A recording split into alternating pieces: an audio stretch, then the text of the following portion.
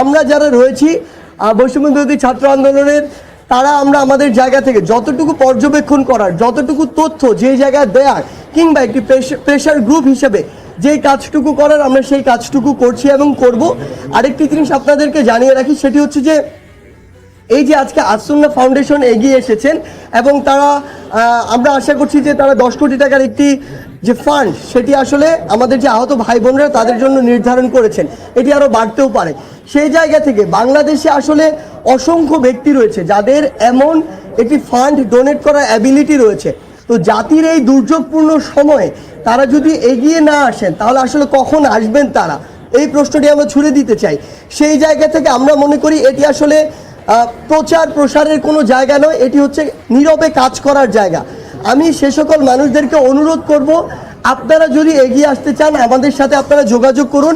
আমরা just connector হিসেবে ওই রোগীদের সাথে যাদের এই ফান্ডটি প্রয়োজন তাদের সাথে আপনাদেরকে কানেক্ট করিয়ে দিব। আমাদের বিন্দুমাত্র ইচ্ছা বা আগ্রহ কখনো ছিল না, এখনও নেই যে একটি টাকা আমরা স্পর্শ করব। আমরা আপনাদেরকে কানেক্ট করিয়ে দিব, কিন্তু তাদের আসলে খরচ প্রয়োজন।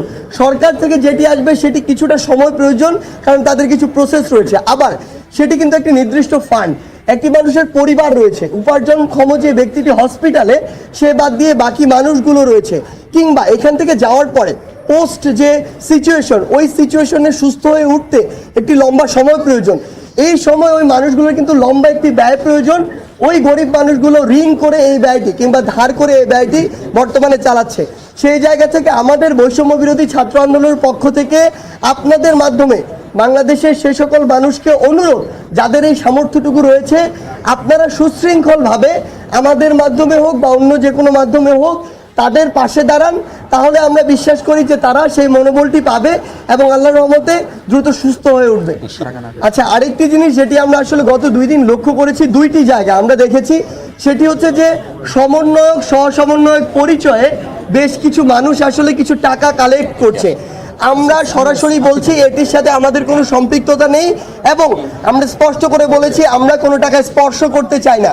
সেই জায়গায় আমরা আপনাদেরকে বলবো যে এভাবে টাকা দেওয়ার প্রয়োজন নেই, বরং কেউ যদি এই জিনিসটি করে যে রোগীর সাথে আপনাকে কানেক্ট করিয়ে দেয় এবং রোগীকে সহযোগিতা আপনি সরাসরি করবেন এই বিষয়টিতে সহযোগিতা করে, তাহলে আপনারা তাদেরকে সহযোগিতা করতে পারেন। আরেকটি আপনাদেরকে অনুরোধ, আমি প্রত্যেকবার প্রেস ব্রিফিংয়ে এটি বলি যে আমাদেরকে এটি মনে রাখতে হবে যে আমরা একটি সহযোগিতা করতে গিয়ে বা কিছু ছবি তুলতে গিয়ে যদি একজন রোগী ইনফেক্টেড হয়ে যায় বা ফার্দার তার এই অবস্থার গুরুতর হয়, তাহলে আলটিমেটলি লাভের চেয়ে আমার ক্ষতি বেশি হয়ে গেল। সেই জায়গায় ওই হাইজিনটা মেনটেন করার জন্য আমাদের যত দূর সম্ভব প্রশাসনকে সহযোগিতা করে এবং তাদের নির্দেশগুলো মেনে আমাদেরকে চলতে হবে। আমরা ফান্ড দেয়া এই ব্যক্তিগত বা বিভিন্ন প্রতিষ্ঠানের পক্ষ থেকে শুরু করেছি গতকালকে থেকে, এবং একই সাথে আমাদের কতজন ভাই শহীদ হয়েছেন, কতজন আহত হয়েছেন এবং কোন অবস্থায় রয়েছেন এটির মেজারমেন্ট কিন্তু গতকালকে থেকে একদম খুব স্ট্রংলি প্রত্যেকটি পক্ষ থেকে চলছে। আমরা আশা করছি যে 1 থেকে 2 দিনের মধ্যে এটার লিস্ট আমরা পাবো এবং ওই ক্ষতির যে লিস্টটা যখন পাবো তখন আমরা আর্থিক যে কতটুকু টাকা প্রয়োজন সেটি বলতে পারবো।